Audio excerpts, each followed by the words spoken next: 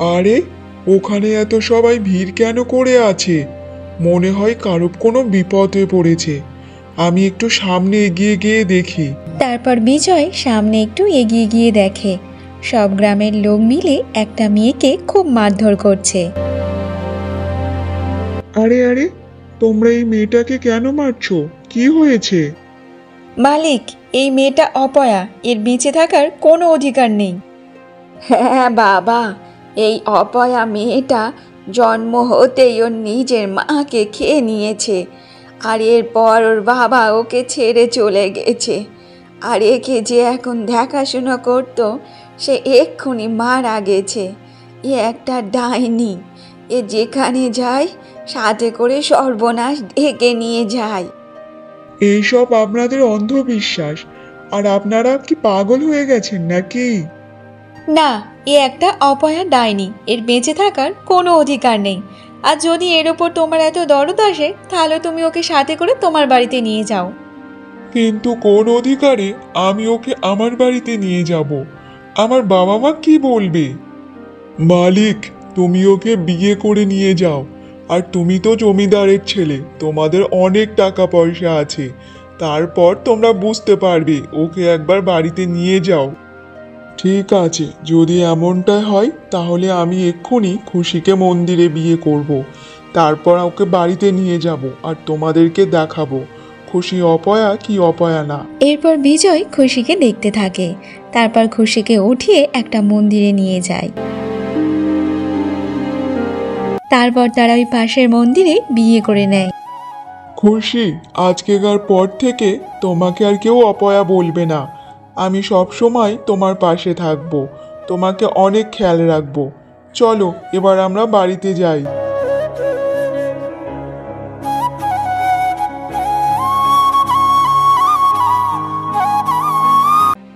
মা, দেখো আমি তোমার জন্য বৌমা এনেছি। আজ থেকে খুশি তোমার বৌমা। খুশিকে নিজের ছেলের বৌমা হিসাবে দেখে জমিদার মশাই এবং তার স্ত্রী খুব রেগে যায়। বিজয়, এ তুই কাকে বিয়ে করে নিয়ে এসেছিস? এই মেয়ে যেখানে যায় সর্বনাশ সাথে করে নিয়ে যায়। যেই বাড়িতে পা রাখবে সেই বাড়িতে সব একের পর এক মরতে থাকবে।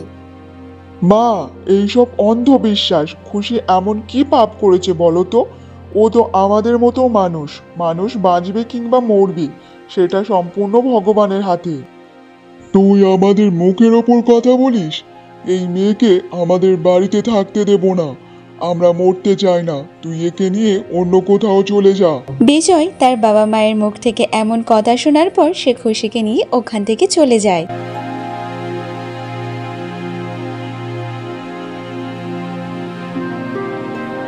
তারপর তারা একটা ভাড়া ঘরে থাকতে শুরু করে। আমি তোমাকে অনেক অসুবিধার মধ্যে ফেলে দিলাম। আমার জন্য তোমাকে সবার কাছে কত কথা শুনতে হলো। তার চেয়ে আমাকে এখানে রেখে তুমি বাড়িতে চলে যাও।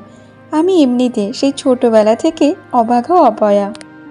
খুশি, তুমি অপয়া না। তুমি সেই ছোট থেকে যা দুঃখ কষ্ট সহ্য করে এসেছো, ওটা অন্য কেউ সহ্য করতে পারবে না। এবার আমি তোমার সাথে আছি। আমরা দুজন আজ থেকে নতুন জীবন শুরু করব। কাল থেকে আমি জঙ্গলে গিয়ে কাঠ কেটে তা বাজারে বিক্রি করব। আর যা রোজগার হবে আমাদের ভালোভাবে সংসার চলে যাবে।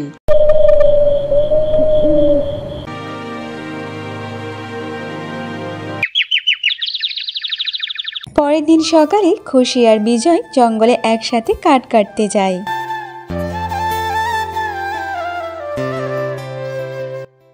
তারপর বিজয় সেই কাঠগুলো কেটে বাজারে বিক্রি করে যা রোজগার হতো কোনো রকম তাদের সংসার চলে যেত।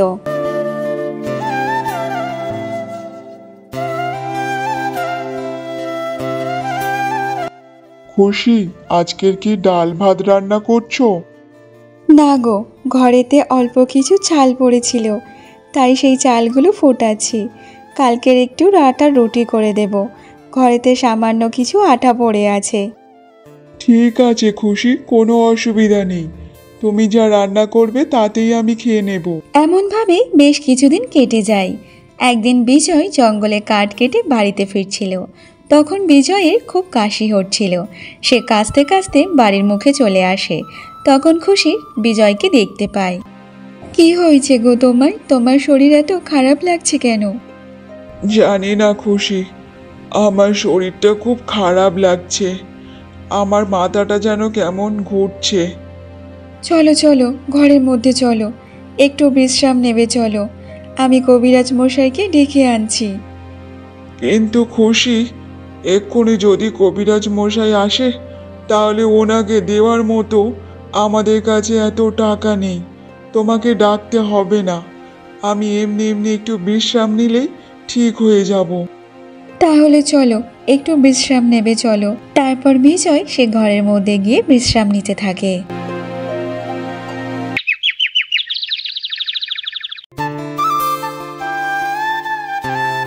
খুশি, আমার কুড়ুলটা দাও, আমি জঙ্গলে কাঠ কাটতে যাব।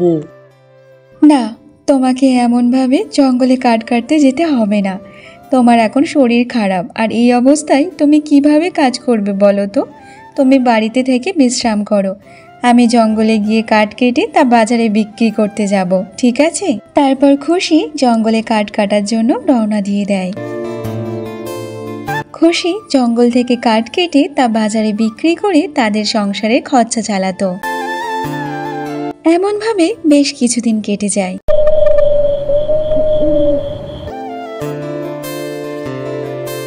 এই নাও গো, তুমি খেয়ে নাও। খুশি, আমি তোমার ওপর বোঝা হয়ে গেছি। এখন তো শরীরে তেমন বল পাচ্ছি না, নিজে নিজে ভালোভাবে উঠেও কোথাও যেতে পারছি না। তুমি আমাকে কত খেয়াল রাখো, কত কিছু করছো। জানি না আমার শরীর যে কবে ঠিক হবে, আদৌ ঠিক হবে কি না সেটাও জানি না। তুমি এত চিন্তা করো না তো। আজ না হয়তো কাল তো তুমি সুস্থ হয়ে যাবে, আর দেখবে সব কিছু আগের মতো ঠিকঠাক হয়ে যাবে। এখন তাড়াতাড়ি খেয়ে নাও, কোনো কথা না বলে।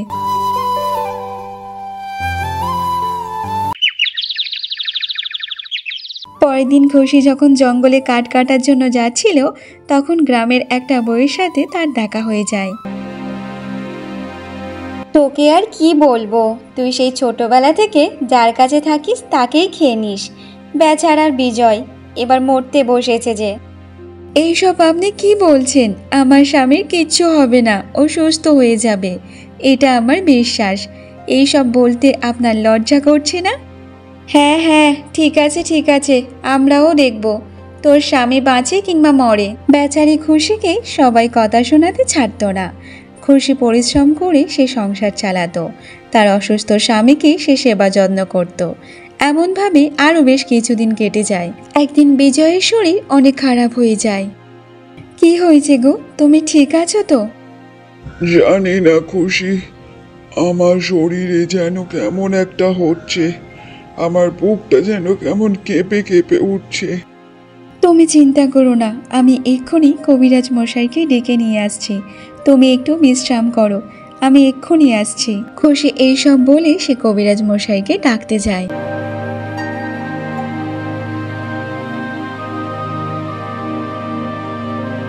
কবিরাজ মশাই, আপনি তাড়াতাড়ি আমার সাথে চলুন। আমার স্বামীর যে খুব শরীর খারাপ। মা, আমি তোমার সাথে যাব, কিন্তু এত রাতে জঙ্গলের রাস্তা দিয়ে যাওয়াটা উচিত হবে না। আমি আপনার কাছে হাত জোর করে বলছি, আমার স্বামীর জীবনটা বাঁচিয়ে দিন। ও আমার কাছে জীবনে বেঁচে থাকার সাহারা। বাঁচিয়ে দিন আমার স্বামীকে, বাঁচিয়ে দিন। খুশির এইসব কথা শুনে কবিরাজ মশাই খুশির সাথে তাদের বাড়িতে যায়।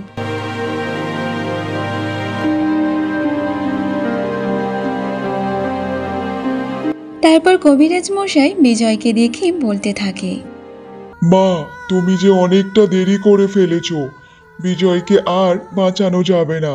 ওর যে অন্তিম সময় চলে এসেছে। কিছুদিন আগে যদি তুমি চিকিৎসা করতে তাহলে বিজয় বেঁচে যেত। আজ যে অনেকটা দেরি হয়ে গেছে, আমি আর কিছুই করতে পারবো না।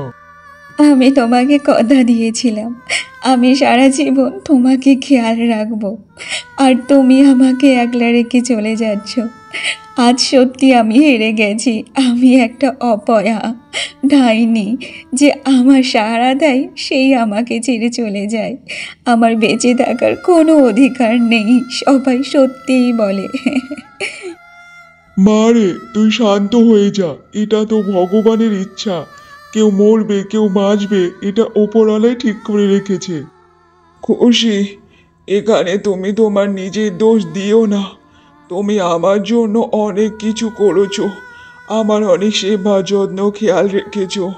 আর জন্ম মৃত্যু বিবাহ এই সব ভগবানের হাতে। এইসব বলে বিজয় তার শেষ নিঃশ্বাস ত্যাগ করে। তারপর খুশি কান্নায় ভেঙে পড়ে যায়।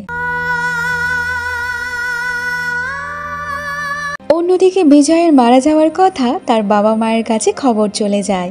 তারপর তারা সকালবেলা খুশিদের বাড়িতে চলে আসে। অপয়া অলক্ষণে মেয়ে একটা আমার ছেলেকে খেয়ে নিয়েছে, একে আর বাঁচিয়ে রাখা যাবে না, একে মেরে ফেলো। তারপর গ্রামের সবাই মিলে আলোচনা করতে থাকে। তারপর খুশিকে সবাই তাদের সাথে করে নিয়ে যায় বিজয়ের সাথে খুশিকে পুড়িয়ে দেওয়ার জন্য। যখন খুশিকে পোড়াতে যাবে তখন সেখানে একটা বুড়িমা চলে আসে। আরে তোমরা সবাই পাগল হয়ে গেছো নাকি? একটা জল জ্যান্ত মেয়েকে পুড়িয়ে মারছো? আরে বুড়িমা, এটা কোনো মেয়ে না, এটা রাক্ষসী। যে ওর স্বাদ দেয় ও তাকেই খেয়ে নেয়। ঠিক আছে, তাহলে আজ থেকে আমি ওর সাথে থাকবো। চল মা, আমার সাথে চল, আজ থেকে তুই আমার সাথে থাকবি। মা, এরা সবাই ঠিক বলছে, আমাকে যে স্বাদ দেয় সে আর বাঁচে না। আর আজ আমার স্বামী আমাকে ছেড়ে চলে গেছে, এবার আমি কার ভরসায় বাঁচবো? এইসব বলতে বলতে খুশি অজ্ঞান হয়ে পড়ে যায়। তারপর বুড়িমা খুশিকে নিয়ে তার বাড়িতে চলে আসে। দেখো বুড়িমা, এই মেয়ে ঠিক আছে, তবে এই মেয়ে মা হতে চলেছে, এবার থেকে ওকে খেয়াল রাখবে।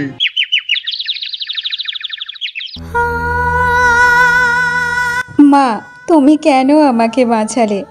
আমি যে আর বাঁচতে চাই না, এত দুঃখ নিয়ে আমি যে আর বাঁচতে চাই না। এর চেয়ে ভালো আমি মরেই যেতাম। মা, আমার জন্য যেন তোমার কোনো কিছু না হয়ে যায়। দেখ মেয়ে, যদি আমার ভাগ্যে মৃত্যু লেখা থাকে তাহলে আমি মরে যাব, আর যদি আমার মৃত্যু না লেখা থাকে তাহলে কেউ আমাকে মারতে পারবে না। তুই এত চিন্তা করিস না মা, যে চলে গেছে তাকে তো আমরা ফিরিয়ে আনতে পারবো না। এখন তুই মা হতে চলেছিস, এখন থেকে তোর গর্ভে যে আছে তাকে খেয়াল রাখ মা তুই। আর তুই এখানেই থাকবি আমার সাথে, আমি যেখানে একলা থাকি রে মা। তারপর থেকে খুশি ওই বুড়িমার সাথে একসাথে থাকতে শুরু করে। এমনভাবে বেশ কিছু মাস কেটে যায়। খুশি মা, তুই এত দূরে জল আনতে কেন এসেছিস মা? আমি তো নিয়ে যেতে পারতাম রে। না মা, এটা তো আমারও বাড়ি। আমি কোনো কাজ না করে হাত পা গুটিয়ে কেমনভাবে ঘরে বসে থাকি বলো তো? আরে পাগলি, তুই এখন তোর খেয়াল রাখ রে মা, এখন যে তুই মা হতে চলেছিস। মা, যতক্ষণ তুমি আমার সাথে আছো ততক্ষণ আমার কোনো কিছু হবে না। তারা এমনভাবে দুজন দুজনের কাজ একসাথে করত। তারা দুজন একসাথে সারাদিন সময় কাটাতো। এমনভাবে আরও বেশ কিছু মাস কেটে যায়, আর খুশি একটা সুন্দর ছেলের জন্ম দেয়। দেখ মা, তোর একটা সুন্দর ছেলে হয়েছে, ঠিক তোর মতো সুন্দর হয়েছে। তুই একটা কাজ কর, তোর ছেলেকে নিয়ে একবার তোর শ্বশুর বাড়ি যা। দেখ, নাতির মুখ দেখে সব রাগ ভেঙে যাবে তোর শ্বশুরের। না মা, আমি জানি উনি আমাকে পছন্দ করে না, আর আমার ছেলেকে দেখলে উনি তো আরোই পছন্দ করবে না। দেখ মা, মাঝখানে অনেকটা সময় কেটে গেছে, আর তার বংশের প্রদীপকে দেখলে তার রাগ গলে একদম জল হয়ে যাবে রে। বুড়িমার কথা শুনে খুশি তার ছেলেকে নিয়ে জমিদার মশাইয়ের বাড়িতে যাওয়ার জন্য রওনা দিয়ে দেয়।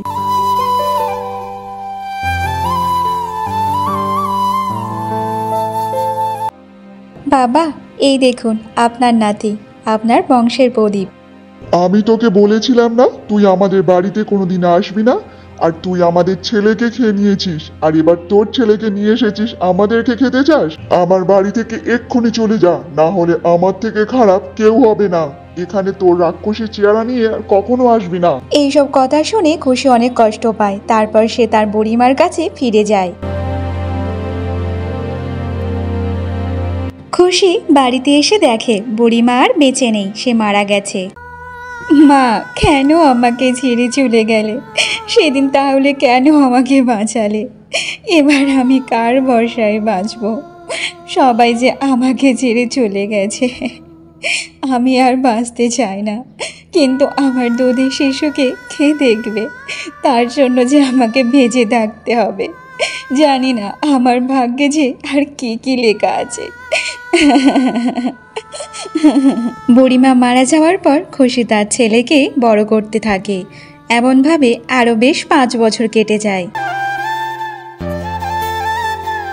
বাবা রাজু, বড় হয়ে ভালোভাবে পড়াশুনো করবি, একটা চাকরি করতে হবে তোকে। তুই যদি কোনো কিছু একটা ভালো কাজ করিস তাহলে আমার জীবনটা সার্থক হবে রে বাবা। এমনিতে তুই ছাড়া আমার আর কেউ নেই রে বাবা। ঠিক আছে মা, আমি অনেক দূর পড়াশুনো করব আর তোমার খেয়াল রাখবো। খুশি তার ছেলেকে মানুষের মতো মানুষ করানোর জন্য সে অনেক পরিশ্রম করতে থাকে। আর দেখতে দেখতে এমনভাবে বেশ 20 বছর কেটে যায়। রাজুও অনেক বড় হয়ে যায়, সে একটা ভালো চাকরিও পেয়ে যায়।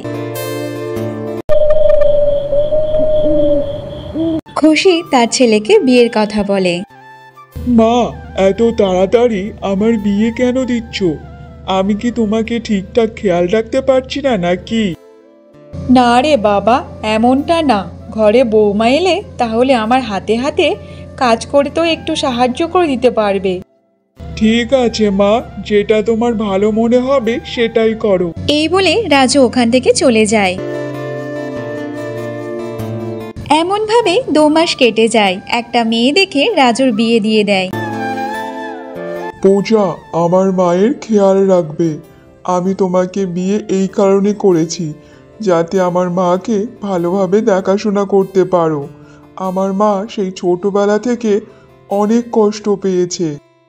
তুমি একদম চিন্তা করো না, উনি তো আমারও মা। তুমি সাবধানে যাও।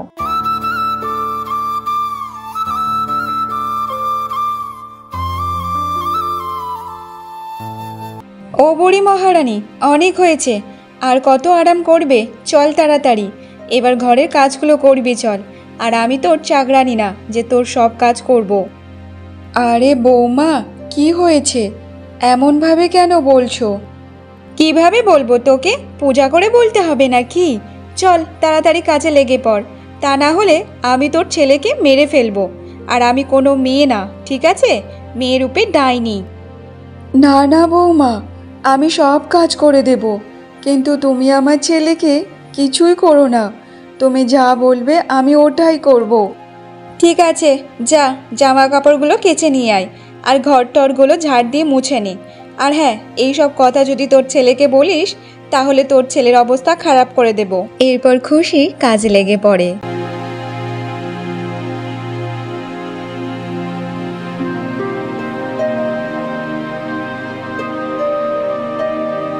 বৌমা, আমি সব কাজ করে দিয়েছি, এবার আমাকে কিছু খেতে দাও। আমার যে খুব জোরে খিদে পেয়েছে। আরে এই বুড়ি, আমি কি তোর বাবার চাকর নাকি যে তুই যেটা বলবি সেটা আমাকে করতে হবে? যা, তোর জন্য রান্না কর আর আমার জন্য রান্না কর, তাড়াতাড়ি যা, তা না হলে তোর ছেলের আসার সময় হয়ে গেছে। এরপর খুশি রান্না করতে বসে।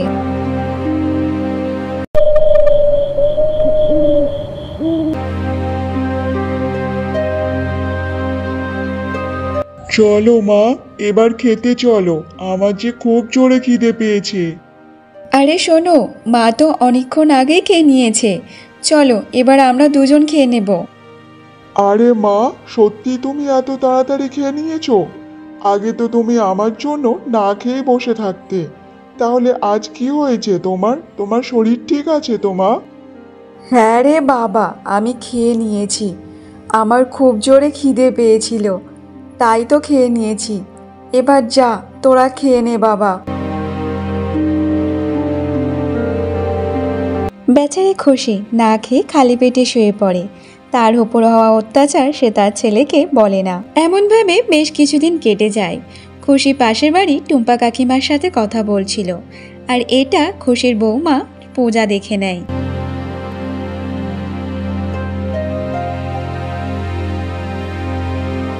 রে বুড়ি, আমি তোকে বলেছিলাম না যে কারোর সাথে কথা বলতে বারণ করেছিলাম আর কারোর বাড়িতে যেতে বারণ করেছিলাম?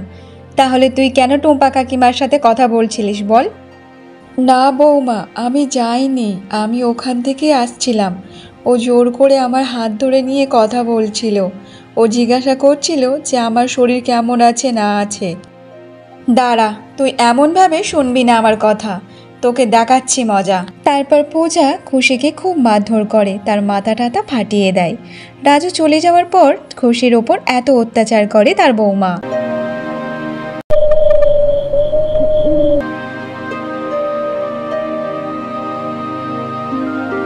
আরে মা, তোমার কপাল কিভাবে ফেটে গেল? আরে বাবা, ও কিছু না রে, আমি পাহড়কে পড়ে গিয়েছিলাম। মা, তুমি সত্যি কথা বলছো তো, নাকি আমার কাছ থেকে তুমি কিছু লুকাচ্ছ? আরে বাবা রাজু, আমি সত্যি কথা বলছি রে বাবা। যা, এবার তুই খেয়ে নে বাবা। আমি তোকে কেমনভাবে বলি রে বাবা, বৌমা আমার ওপর সারাদিন কত অত্যাচার করে।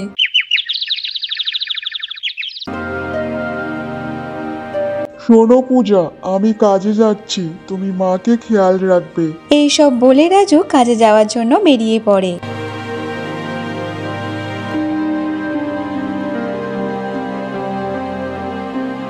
এ বুড়ি, তোর অনেক নাটক হয়েছে, এবার ওঠ আর বাড়ির সব কাজগুলো কর। বৌমা, আমার শরীরটা যে খুব খারাপ লাগছে। আমি 2 দিন ধরে এখনো কিছুই খাইনি। এত অত্যাচার আমার ওপর আর করো না। যদি আমার ছেলে জানতে পারে, সে বেঁচে থাকতে থাকতেই মারা যাবে। তুই কাজ করবি নাকি বল, না হলে কালকেকার মতো ফের মার খাবি। কোনটা করবি বল? রাজু ঘরের দরজার সামনে দাঁড়িয়ে দাঁড়িয়ে সব কিছু কথা শোনে, আর এইসব কথা শুনে সে অনেক রেগে যায়। আরে এই ডাইনি, তুই আমার দেবীর মতো মায়ের ওপর অত্যাচার করছিস? তোর এত বড় সাহস হলো কি করে যে তুই আমার মায়ের গায়ে হাত তুলিস? না না, আমি কিছু করিনি। আমি তো মায়ের সাথে কথা বলছিলাম, আর এমনিতে আমি মাকে খুব খেয়াল রাখি। মিথ্যে কথা বলতে তোর লজ্জা করে না? ডাইনি, তুই আমার স্ত্রী হওয়ার কোনো যোগ্য নেই, আর না তুই এই বাড়িতে থাকতে পারবি। তোর মতো স্ত্রীর আমার চাই না। মা, তুমি একবারও আমাকে বলনি তুমি এত কষ্টের মধ্যে আছো। আমি যে অনেক বড় পাপী মা, অনেক বড় পাপী। আর তোমার এত অত্যাচার হচ্ছে সেটা আমি কখনো জানতে পারিনি মা। যদি আজ আমি বাড়িতে চাবিটা ফেলে না যেতাম, তাহলে এই সব আমি কখনোই জানতে পারতাম না মা। আমায় ক্ষমা করে দাও মা, ক্ষমা করে দাও। তারপর রাজু পূজাকে বাড়ি থেকে তাড়িয়ে দেয়। তারপর রাজু তার মাকে নিয়ে খুশি খুশি থাকতে শুরু করে।